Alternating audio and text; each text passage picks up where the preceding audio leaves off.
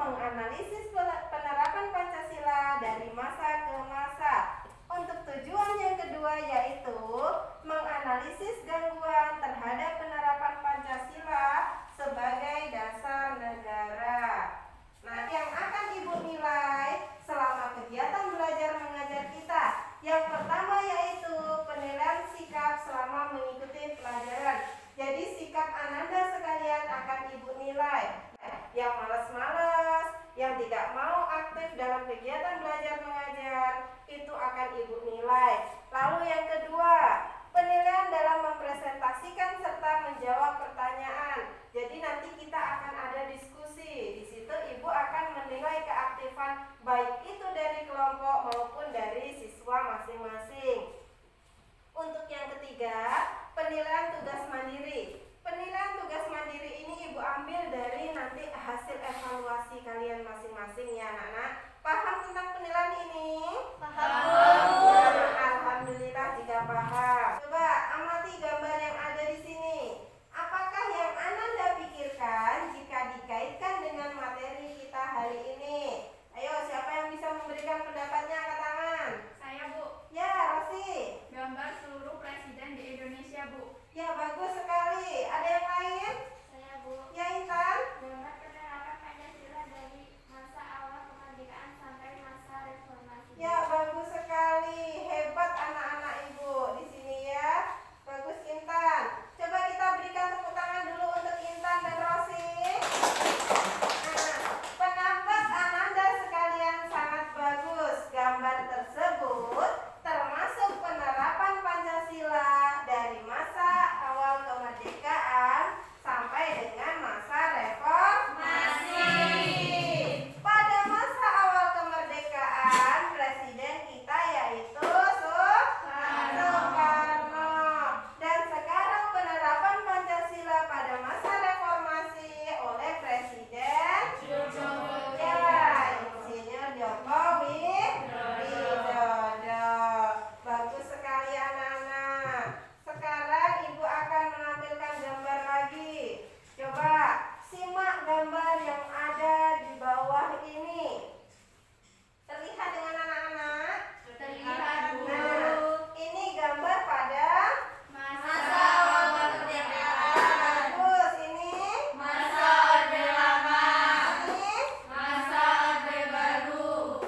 Masa Reformasi. ya, bagus anak-anak.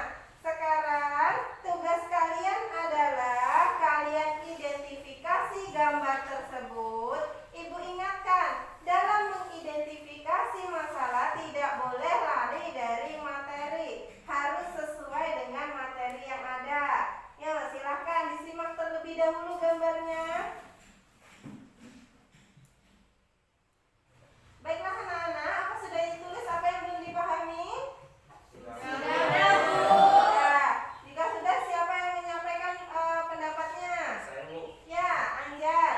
Bagaimana penerapan Pancasila pada masa Orde Baru? Ya, bagus. Ada yang lain? Saya, Bu. Ya, Deno. Apakah terdapat pelanggaran berdasarkan pemerintahan penerapan nilai-nilai Pancasila? Ya, bagus sekali. Nah, anak-anak Ibu, untuk memecahkan masalah yang telah diidentifikasi oleh teman-teman Ananda sekalian, silahkan kalian kerjakan. Kalian diskusikan dengan kelompok masing-masing. Dan tadi Ibu sebelum kita memulai pelajaran sudah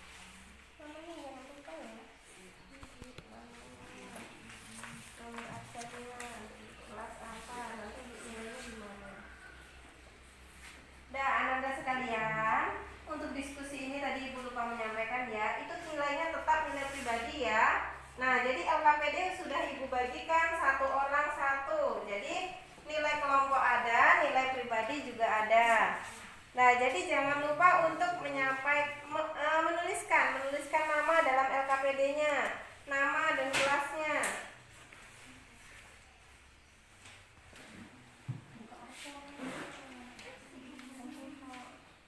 Buka mengatasi jerawat ini, jangan lupa ya.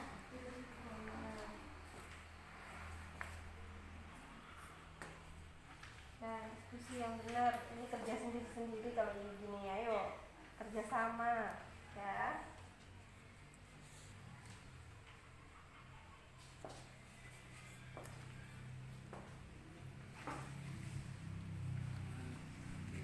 Sama ngomong dulu.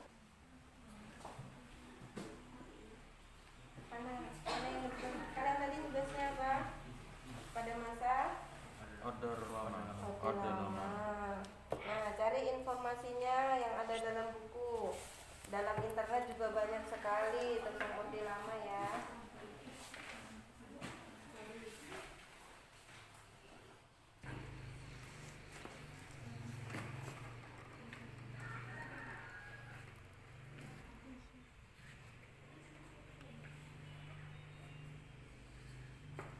Ini tadi tugasnya pada masa apa? Orde baru. Ya, orde baru. Ada pemerintahan Soeharto.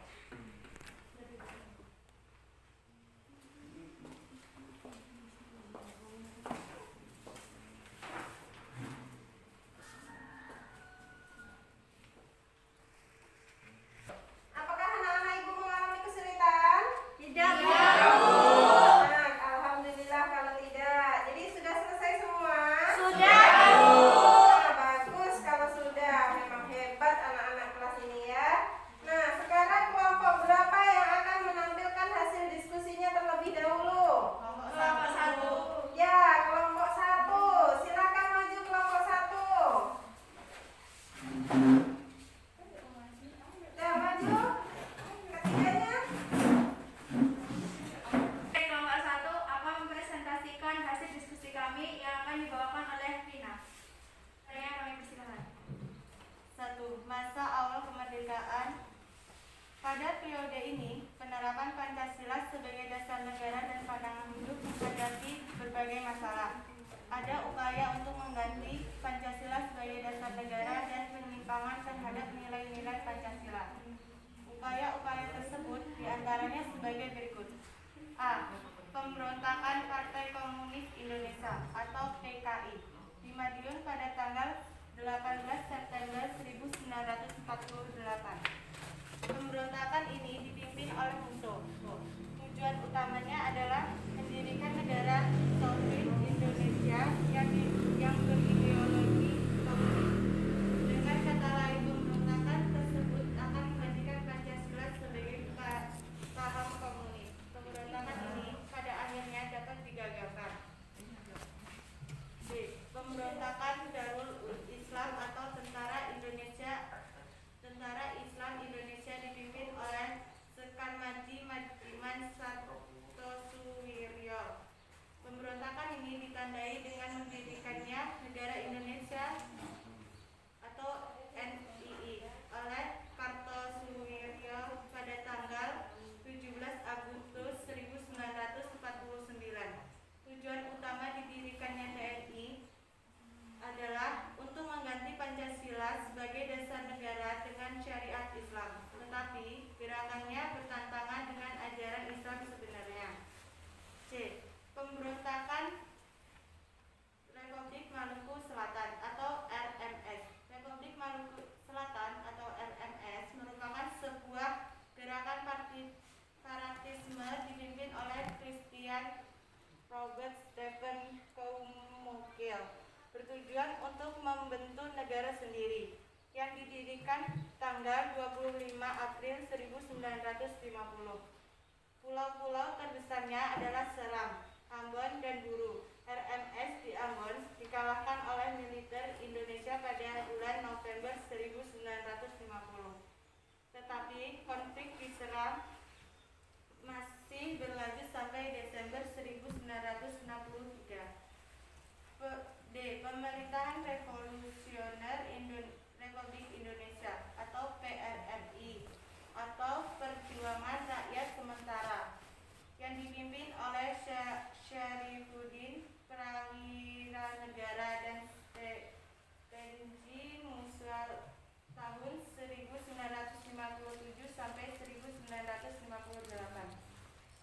Sumatera, dan Sulawesi. Gerakan ini merupakan bentuk koreksi untuk pemerintahan pusat pada waktu itu yang dipimpin oleh Presiden Soekarno.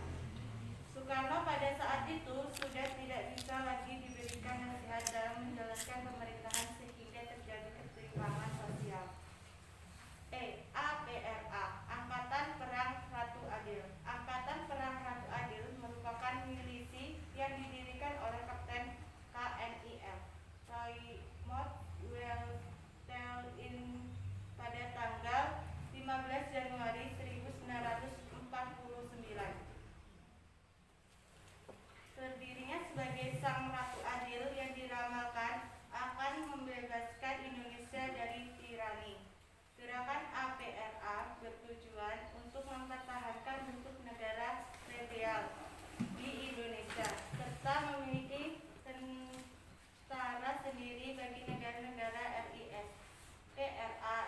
APRA melakukan pemberontakan pada tanggal 23 Januari 1950 dengan melakukan serangan dan menduduki kota Bandung serta menguasai markas Staf Divisi Siliwangi. Dari hasil diskusi kami, apakah ada yang mau bertanya? PKI melakukan pemberontakan pada masa awal kemerdekaan.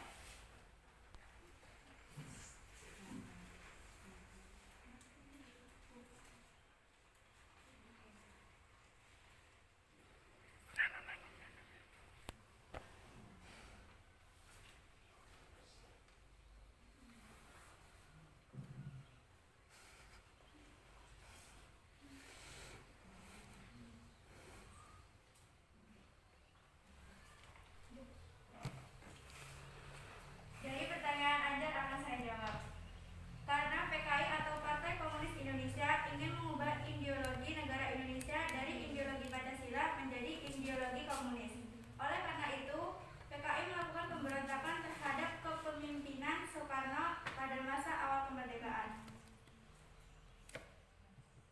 Apakah saudara Anjar sudah mengerti? Sudah. Demikianlah hasil diskusi kami. Kami akhiri. Wassalamualaikum warahmatullahi wabarakatuh. Waalaikumsalam warahmatullahi wabarakatuh. Ayo kita berikan tepuk tangan untuk kelompok 1. Dan silakan kembali ke tempat duduknya kelompok 1. Nah, bagus sekali kelompok 1.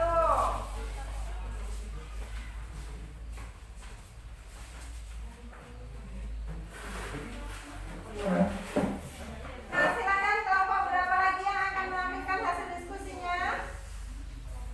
Kelompok berapa? Kelompok 2. Ya, kelompok 2 silakan maju.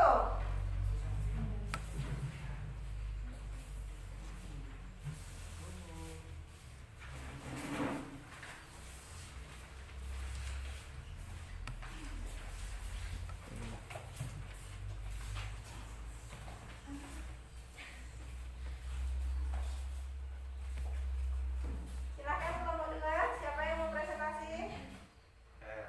Ya, silakan. Assalamualaikum warahmatullahi wabarakatuh. Waalaikumsalam warahmatullahi wabarakatuh. Kami dari kelompok 2 ingin membacakan hasil diskusi kami yang akan dibawakan oleh saya sendiri.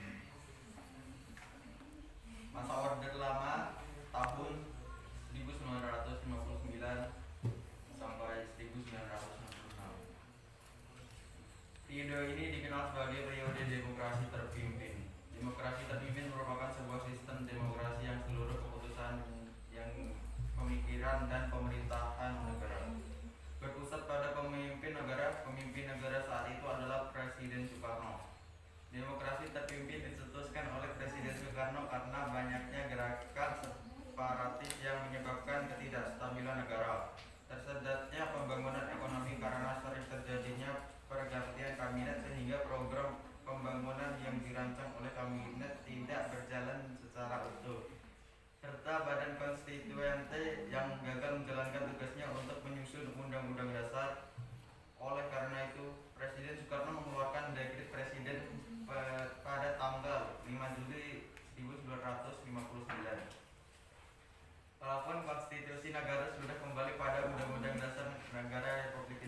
tahun 1945, namun pelaksanaannya masih terdapat penyimpangan terhadap Undang-Undang Dasar Negara Republik Indonesia tahun 1945. Beberapa penyimpangan terhadap Pancasila dan Undang-Undang Dasar Negara Republik Indonesia tahun 1945 diantaranya sebagai berikut. A. Presiden Soekarno ditetapkan sebagai presiden seumur hidup berdasarkan TAP MPRS nomor 20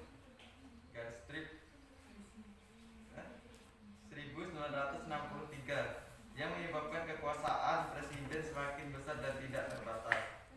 B. Presiden mengeluarkan penetapan Presiden nomor 3 1960 tanggal 5 Maret 1960 yang membubarkan DPR hasil pemilu 1955. C. Presiden membentuk MPRS yang anggota-anggotanya terdiri atas anggota DPR, GR, utusan daerah, dan utusan golongan yang semuanya diangkat serta diberhentikan oleh Presiden. D. Periode ini terjadi pemberontakan PKI tanggal 30 September 1965 yang dipimpin oleh DNID. Tujuan pemberontakan ini adalah untuk menjadikan negara Indonesia sebagai negara komunis yang berkiblat ke negara Uni Soviet serta mengganti Pancasila dengan paham komunis. Pemberontakan ini dapat digagalkan. Semua pelakunya berhasil ditangkap dan dijatuhi hukuman sesuai dengan perbuatannya. Apakah teman-teman ada yang ingin bertanya? Saya ingin bertanya. Silakan. Pada orde lama diterapkan demokrasi terpimpin. Jadi sebenarnya apa itu demokrasi terpimpin?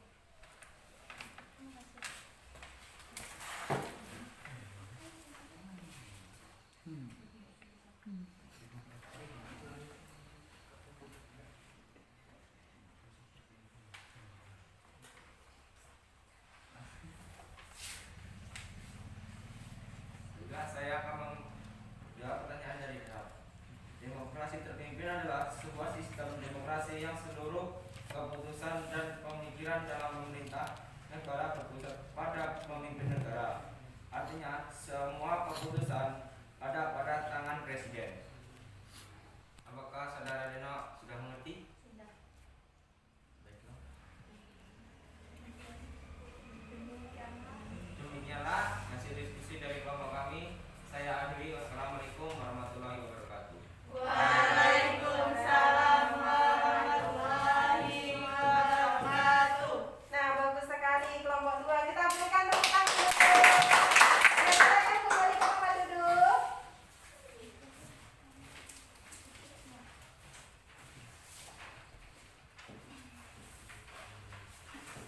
Selanjutnya kelompok berapa yang akan tampil? Kelompok 3. Silakan maju kelompok 3.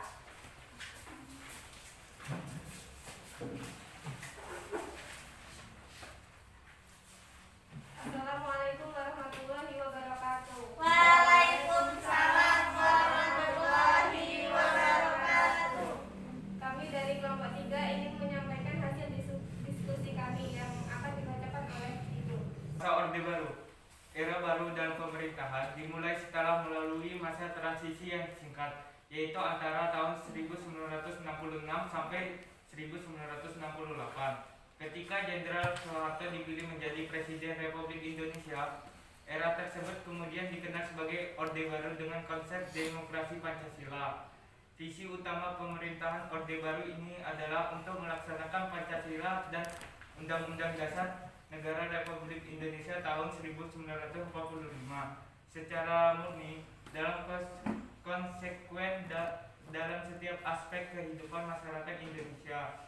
Dengan visi tersebut, Orde Baru memberikan secercah harapan bagi rakyat Indonesia, terutama yang berkaitan dengan perubahan-perubahan politik dari yang bersifat otoriter pada masa demokrasi terpimpin di bawah Presiden Soekarno menjadi lebih demokratis. Pada masa ini juga lembaga kepresidenan merupakan mengontrol utama lembaga negara lainnya, baik yang bersifat suprastruktur DPR, MPR, DPA, BPK, dan SMA maupun yang bersifat infrastruktur LSM, partai politik dan sebagainya. Pada masa ini pula kebebasan berpolitik dibatasi dengan jumlah partai politik yang terbatas pada 3 partai saja, yaitu Partai Persatuan Pembangunan, Golongan Karya, dan Partai Demokrasi Indonesia. Dibatasinya kebebasan pers dan kebebasan berpendapat terbukti dengan banyaknya kasus diberedarnya beberapa surat kabar atau majalah hingga dicabut surat izin penerbitannya dengan alasan telah memberitakan peristiwa yang bertentangan dengan kebijakan pemerintah. Beberapa aktivitas politik yang menyuarakan aspirasinya dalam mengkritik kebijakan pemerintah beberapa lama kemudian diberitakan hilang atau ditangkap. Munculnya beberapa peristiwa pelanggaran hak asasi manusia seperti kasus Tanjung Priok, kasus Marsina, kasus wartawan Udin dari Harian Barnas Yogyakarta, dan lain-lainnya. Dari uraian di atas kita bisa menggambarkan bahwa perwujudan nilai-nilai Pancasila secara murni dan konsekuen dalam kehidupan bernegara. Orde Baru juga dapat kelebihan dan kelemahannya terhadap penerapan Pancasila maupun Undang-Undang Dasar Negara Republik Indonesia tahun 1945. Apakah ada yang ingin bertanya? Saya. Pada masa Orde Baru terjadi banyak pelanggaran hak asasi manusia. Coba kelompok 3 sebutkan apa saja pelanggaran tersebut.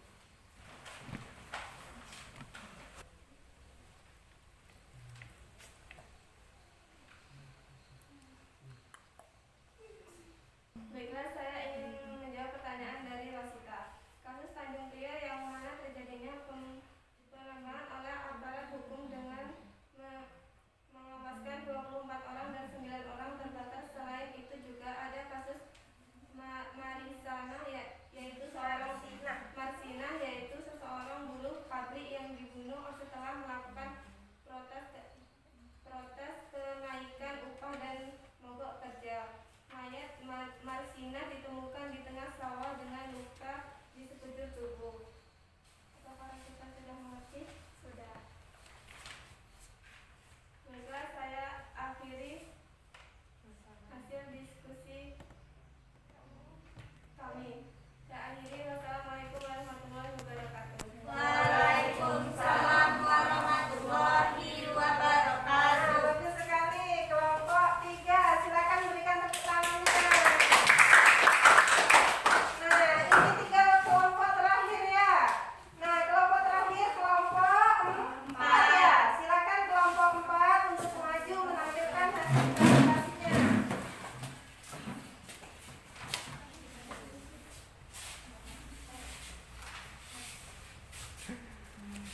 Kami dari kelompok 4 akan mempresentasikan hasil diskusi kami yang akan dibacakan oleh Tasya. Masa reformasi 1998 sekarang. Pada masa reformasi, penerapan Pancasila sebagai dasar negara terus menghadapi berbagai tantangan.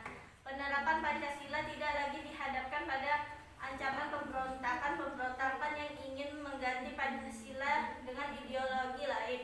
Akan tetapi, lebih dihadapkan pada kondisi kehidupan masyarakat yang diwarnai oleh kehidupan yang serba bebas.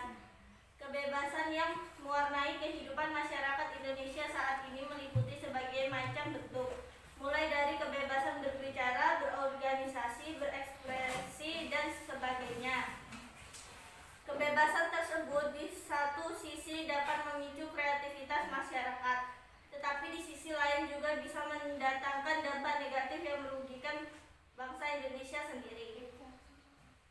Terdapat beberapa hal negatif yang timbul sebagai akibat penerapan konsep kebebasan yang tanpa batas, seperti munculnya pergaulan bebas, pola komunikasi yang tidak beretika, peredaran narkoba dan minuman keras, aksi anarkisme serta vandalisme, sehingga memicu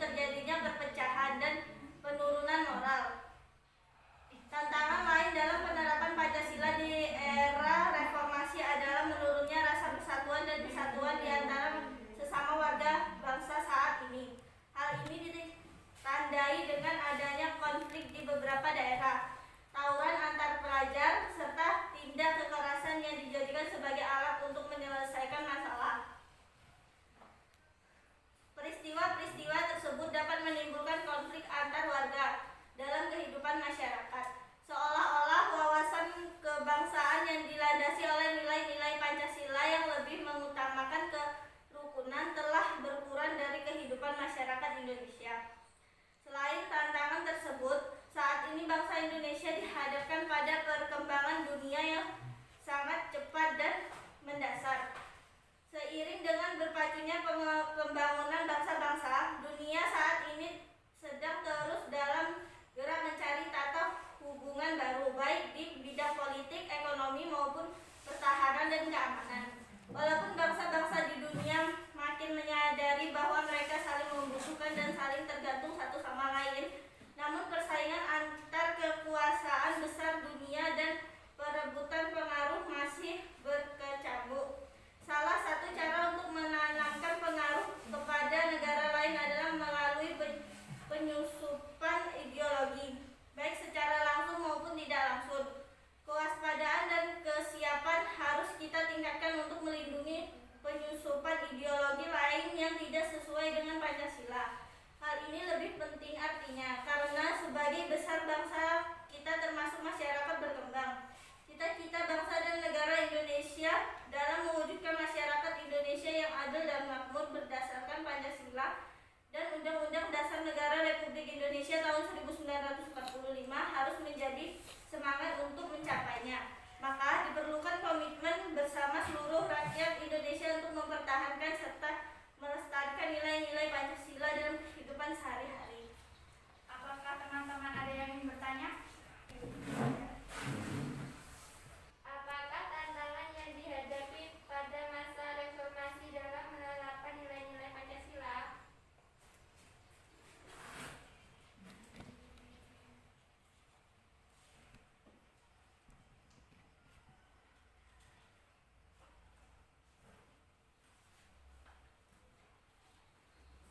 Saya akan menjawab pertanyaan dari Intan.